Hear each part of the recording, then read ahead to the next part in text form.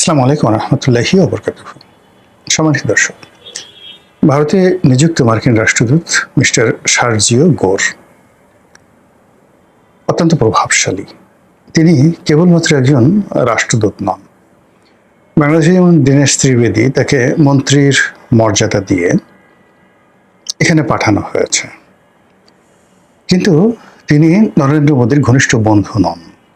কিন্তু বাংলাদেশে যদি এখানে অজিত দোভালকে বা জয়শঙ্করকে, যাদের সঙ্গে জনাব নরেন্দ্র মোদীর খুব ভালো সম্পর্ক, কিংবা ধরুন অমিত শাহের মতো ঘনিষ্ঠজন মোদীর, তাকে যদি বাংলাদেশের রাষ্ট্রদূত করা হয়, সেক্ষেত্রে আমরা কি মনে করব যে মোদী একটা অফিস ঢাকাতে করতে চাচ্ছেন বা করেছেন।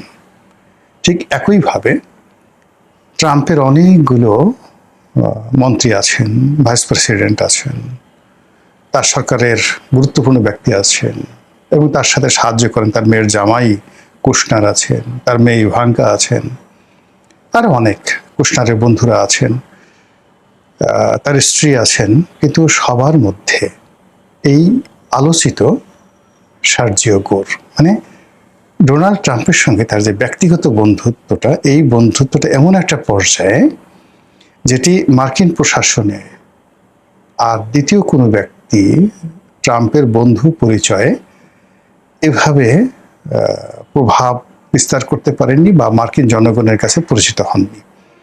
আমাদের দেশে যেমন সজীব ওয়াজেদ জয়, তার নাম আসলে তার বন্ধু হিসেবে ধরে নেওয়া হতো মোহাম্মদ এ আরাফাত।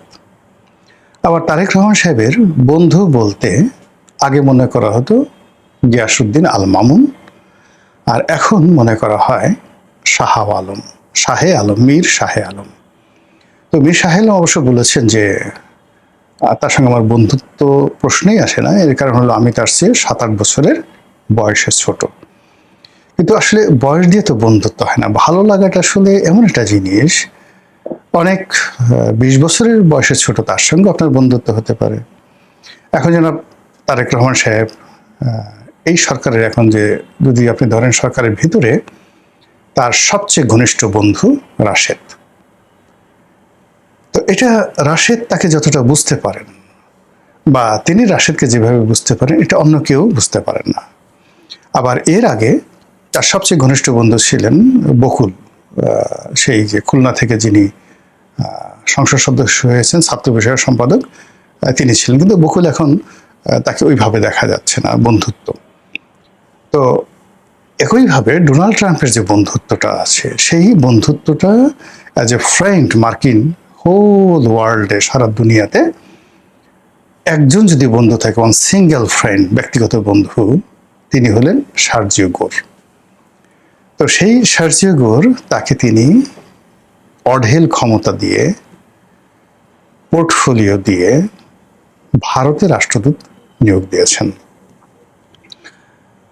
এতে করে বোঝা যাচ্ছে যে এখন এই মুহূর্তে কৌশলগত যে মার্কিন স্বার্থ রয়েছে, সেটিকে যদি আপনি কাতার ধরেন, দুবাই ধরেন, সৌদি আরবিয়া ধরেন, তুরস্ক ধরেন, এমনকি ইউরোপীয় ইউনিয়ন ধরেন, তো সবগুলোর চাইতে আসলে এই রিজনে, মানে দিল্লি কেন্দ্রিক যে রিজনটা রয়েছে, এই রিজনে আমেরিকার ভবিষ্যৎ বেশি, স্বার্থ বেশি, অর্থ বেশি, ব্যবসা বাণিজ্য বেশি, এবং এটা এখন শিফট করে এই অঞ্চলে আনার জন্য তাদের একটা বিরাট মাস্টার প্ল্যান আছে। সেটা বার্মা অ্যাক্ট বলেন, ভারত ভেঙে টুকরো টুকরো করে বলেন, মোদীকে ক্ষমতা থেকে সরানো বলেন, বাংলাদেশের শেখ হাসিনাকে ক্ষমতায় সরানো, আবার শেখ হাসিনা ক্ষমতায় বসানো, ইউনূসকে ক্ষমতায় বসানো সরানো, তারেক জিয়াকে ক্ষমতায় বসানো সরানো, এরকম যত রকম খেলাধুলা আছে, same in Pakistan, same in Sri Lanka, Myanmar, মালদ্বীপ, ইন্দোনেশিয়া, তারপরে আফগানিস্তান, এগুলো, ভুটান, নেপাল, সবগুলো, মানে এখানে আমেরিকা আসলে প্রচুর বিনিয়োগ করছে। এখানে একমাত্র বাংলাদেশে মনে করেন যে তারা, ডোনাল্ড ট্রাম্প যেটা স্বীকার করেছেন যে এই যে ডিপ স্টেটে প্রায় $50 million, $50 million, 1 million 10 lakh dollar, তা সেখানে $50 মিলিয়ন খরচ করেছে এই রেজিম চেঞ্জের জন্য। এটা ডোনাল্ড ট্রাম্প নিজে বলেছেন। 43 বা 44, আমি জাস্ট একটা রাউন্ড ফিগার বললাম, 50। আর যদি আনঅফিসিয়াল ধরেন সেটা হয়তো $1 বিলিয়ন, অর্থাৎ জর্জ সরোজ থেকে শুরু করে অন্য যে সকল ডোনার রয়েছেন যারা এই শেখ হাসিনা ক্ষমতা পরিবর্তন করার জন্য হয়তো আরও টাকা দিয়েছেন, এবং দুটো মিলিয়ে $1 বিলিয়ন। $1 বিলিয়ন যদি বলেন, এই মুহূর্তে 12,000 কোটি টাকা তারা খরচ করেছে শেখ হাসিনার পতনের জন্য। তো বাংলাদেশে যদি তারা এই 12,000 কোটি টাকা খরচ করে থাকে, তাহলে পাকিস্তানে তারা প্রতি বছর খরচ করছে অ্যাট লিস্ট $5 বিলিয়ন। এর মধ্যে $1 বিলিয়ন শুধু দিচ্ছে অ্যাজ এ গ্রান্ট হিসেবে। তো এখানে স্বার্থ না থাকলে তো এখানে হয় না। তাহলে পাকিস্তান, ইন্দোনেশিয়া পুরো এলাকাতে তারা এই ডিপ স্টেটের ক্ষেত্রে যদি অন অ্যাভারেজ ধরেন ইয়ারলি, তারা এখন $10 বিলিয়ন খরচ করছে। $10 বিলিয়ন, জাস্ট একটা ধারণা। এখন এই $10 বিলিয়ন কোথায় কোথায় কিভাবে খরচ করবে, এটার জন্য তো এটা কোনো রেকর্ড নেই, এটার কোনো বিল নেই, ভাউচার নেই, প্রজেক্ট প্রোফাইল নেই, তারপরে ডিটেলড ডিপিপি যেটাকে বলা হয় প্রজেক্ট প্রোফাইল, সেটাও নেই। জাস্ট সিআইএর মাধ্যমে, এফবিআইয়ের মাধ্যমে, বিভিন্ন এজেন্টের মাধ্যমে, এনজিওর মাধ্যমে তারা আনকন্ডিশনালি টাকা দিচ্ছে।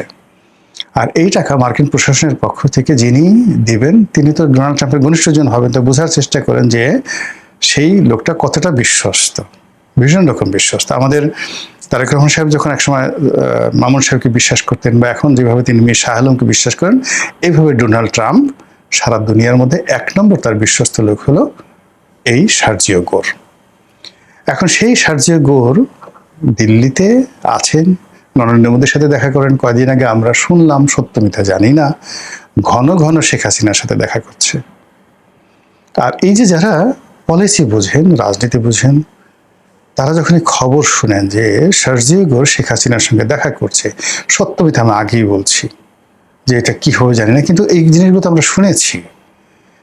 আওয়ামী লীগের লোক বলেছে, আওয়ামী বিরোধী লোকগুলো বলেছে, যারা ফ্যাক্ট চেকিং করে তারা বলেছে, বিভিন্ন ইল্লু বিল্লু যারা আছে তারা বলেছে। এই সার্জিও গোর সেখানে দেখা করে, কি দেখা করেছে, শেখ হাসিনার সঙ্গে কেন দেখা করবে তারা? শেখ হাসিনাকে তো তারা উচ্ছেদ করেছেন, তাড়িয়ে দিয়েছেন দেশ থেকে। তাকে উচ্ছেদ করার জন্য $1 বিলিয়ন তারা সরকারি বেসরকারিভাবে খরচ করেছেন। এখন সার্জিও গোর কেন তার সঙ্গে দেখা করবেন?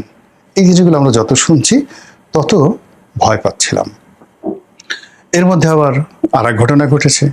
সার্জিও গোর তার সঙ্গে সঙ্গে সেখানে যিনি ইসরায়েলের রাষ্ট্রদূত রয়েছেন, এই দুজনে মিলে বাংলাদেশে একবার কি হলো,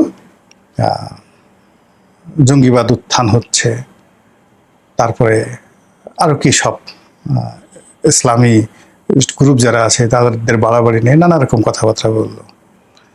এবং ইসরায়েলের যে রাষ্ট্রদূত সে যেটা বলে ফেললো যে বাংলাদেশে হামাস তৈরির কারখানা, এখান থেকে হামাস তৈরি হচ্ছে, এখানে ট্রেনিং দেওয়া হচ্ছে, এবং এই ট্রেনিংগুলো নিয়ে তারা মধ্যপ্রাচ্যে পাঠাচ্ছে, অন্যান্য সারা দুনিয়াতে তছনছ করছে। এটি নিয়ে বাংলাদেশে বেশ উত্তাল চললো, এবং এই ঘটনার সাথেও সার্জিও গোরের নাম চলে আসলো। সেই সার্জিও গোর বাংলাদেশে আসছেন। তিনি আসার আগে আবার মার্কিন যুক্তরাষ্ট্র থেকে উচ্চ পর্যায়ের বেশ কয়েকজন প্রতিনিধি গোপনে প্রকাশ্যে চলে এসছেন। আমরা যেটা শুনেছি ওয়েস্টিন হোটেলে এসে, আগেও যেমন ওয়েস্টিন হোটেলে তাদের অনেকগুলো রুম বুক করা ছিল শেখ হাসিনার পতনের আগে, এর মধ্যে একজন কর্নেল পদমর্যাদার কর্মকর্তা মারাও গেছেন। আর পিটার ডি হাঁস থেকে শুরু করে অন্য সব হাঁস মুরগি যা আছে সব তো নিয়মিত আসা যাওয়া করছে। এর বাইরে প্রকাশ্যে অপ্রকাশ্যে বহু সামরিক, বেসামরিক, গোয়েন্দা, মার্কিন কর্মকর্তা, ব্যবসায়ী, আমলা কামলা, ডিপ্লোম্যাট তারা অহরহ আসছে। এবং এই সার্জিও গোরের আগে আমরা দেখলাম যে বেশ কয়েকজন কূটনীতিবিদ, উচ্চ পদস্থ কূটনীতিবিদ বাংলাদেশে আসছেন। How democracy is moving, how new government is working, এবং অন্যান্য যে বিষয়গুলো কিভাবে কমপ্লাই করছে, এবং এগুলো খুবই অ্যালার্মিং, ভীষণ রকম অ্যালার্মিং।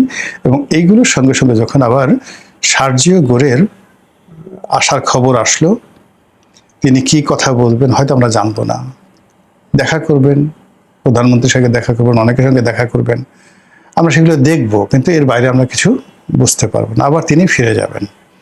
ফিরে গিয়ে মোদির সাথে দেখা করবেন, না ট্রাম্পের সাথে কি বলবেন, হাসিনার সাথে শেখ হাসিনার সঙ্গে দেখা করবেন, আমরা সব কিছুই জানি না। কিন্তু এগুলো দেখলে না আমাদের খুব ভয় লাগে। আমাদের বারবার শুধু স্নাইপার রাইফেলের কথা মনে হয়, বারবার শুধু আমাদের সেই জুলাই বিপ্লবের কথা মনে হয়, বারবার শুধু আমাদের জেনারেল নরিয়াগার কথা মনে হয়, এরপরে আমাদের মাদুরোর কথা মনে হয়, ভেনেজুয়েলার প্রেসিডেন্ট মাদুরোর কথা মনে হয়, আমাদের ইরান যে তছনছ হচ্ছে, আমাদের লিবিয়ার কথা মনে হয়, ইরানের কথা মনে হয়, ইরাকের কথা মনে হয়, আমাদের ইয়ামেনের মতো একটা সোনার দেশ। আল্লাহ রাসূল নিজে বলে গেছেন ইয়ামেনের মানুষ ভালো, ইয়ামেনের মাটি ভালো, এবং তামাম দুনিয়ার মুসলিমদেরকে তিনি বলেছেন যে ইয়ামিনীদেরকে মানে ভালোবাসার জন্য। সেই ইয়ামিনটাকে জ্বালিয়ে পুড়ে ছারখার করে দিয়েছে এই আমেরিকা। যে সিরিয়া ৫,০০০ বছরের সেই ইতিহাস আরো পুরনো।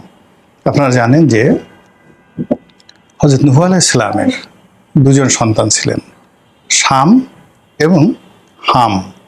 একার হাম ও শাম এবং হাম। শাম থেকে যে জাতি বের হয়েছে সেটিকে বলা হয় সেমেটিক জাতি, আর হাম থেকে যে জাতিটা বের হয়েছে সেটা হলো হেমেটিক।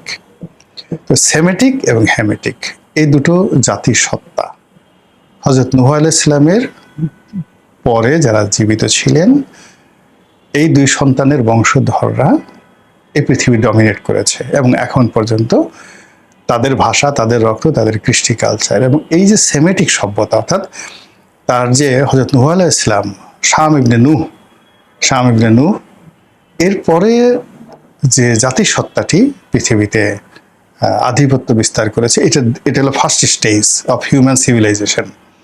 সেকেন্ড স্টেজ হলো হযরত ইব্রাহিম আলাইহিস সালাম, এবং এই হাম এবং শামের পর হযরত ইব্রাহিম আলাইহিস সালামের দুই সন্তান হযরত ইসমাইল আলাইহিস সালাম, যেগুলো বনি ইসমাইল, যেগুলো নজদ এবং ইয়ামেনে আছে, আর সমস্ত আরব অঞ্চলে ছড়িয়ে পড়েছে বনি ইসরাইল। একটা হলো বনি ইসমাইল আর একটা হলো বনি ইসরাইল।